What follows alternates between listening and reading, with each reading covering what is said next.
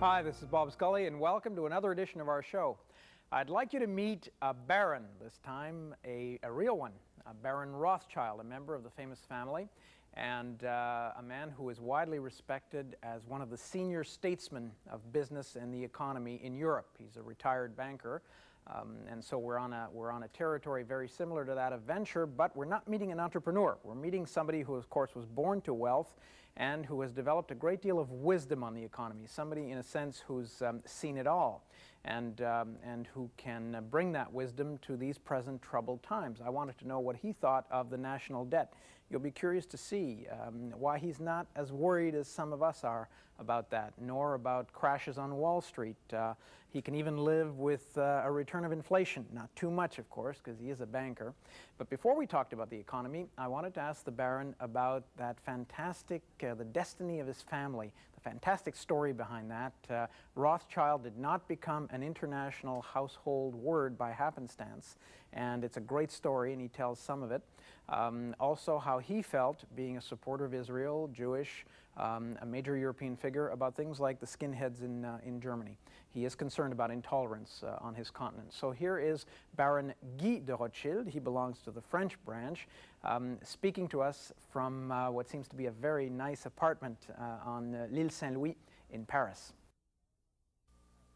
Baron, as I mentioned just before we left for the break, you were a banker for a number of years and now retired from business, but your family, as we were discussing, created so many instruments in the financial world, like letters of credit, like transportation of valuables that didn't involve physical means. When someone like you saw all the leverage on Wall Street a few years ago, you must have thought it was the same vision gone wild. I mean, people buying companies with 1% equity.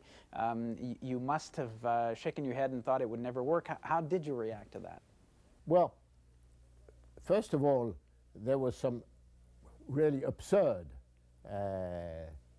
behavior, absurd behavior pattern, which the absurdity being that it was accepted.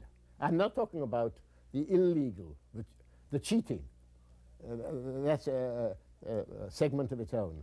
But the fact of people accepting to lend, banks or individuals, to lend money on what? Paper, hopes, good looks, I don't know, anything, is totally absurd.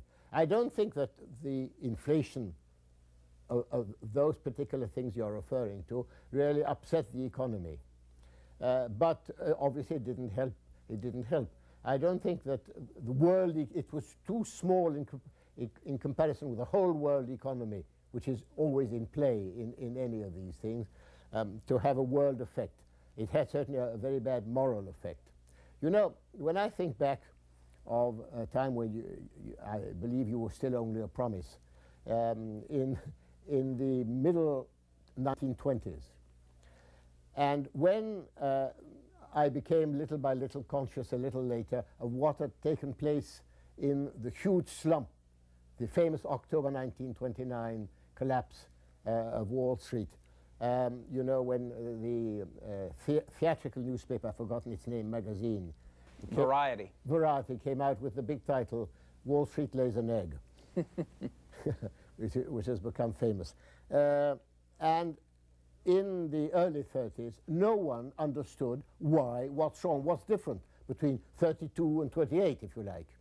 Because the mechanisms of inflation, creation of money or destruction of money, were not understood or had not been analyzed. I mean, it was a science that didn't exist. But a little later, when it started being understood, it became obvious to even an amateur like myself that what had happened in Europe and in America, more in America than Europe, was there really a fabulous inflation between 1922, 24, and 29. Speculation, creation of money, everyone was borrowing, everyone was speculating on anything. So therefore there was a real creation of money, really a fabulous inflation that took place.